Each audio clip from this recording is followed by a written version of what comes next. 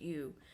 I mean, I get that some people freely can just like give trust, but there's a lot of people that have given like that are been in super abusive or toxic relationships that Right. trust They've takes been burned. a really long time to build, and that's because it's ultimately earned, because you have to show up every single day for that person and show them that you're going to be loving, you're going to be caring, you're going to be there as best as you can. Yeah, you're going to fail because you're human, but at the end of the day, you're not making this toxic manipulation like pot of boiling water. Like, Right.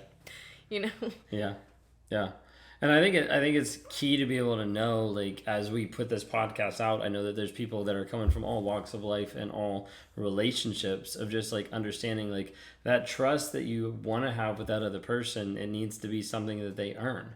And it's not something that you're like holding over them or like lording over them or whatever, but it's something that, like, if you don't see it, then you also need to be able to take a step back and be like, wait a second, like I need to focus on what's actually true, what's actually real. Like if they're not having, I normally say, the honesty, the vulnerability, and the consistent change, if you're not having that in any relationship, narcissistic, toxic, healthy or not, like it doesn't really matter, like you don't have a foundation.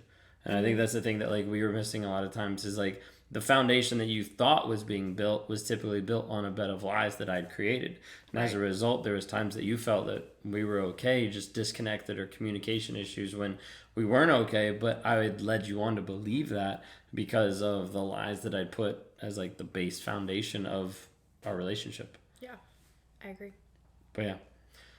Well, that's what we got for trust.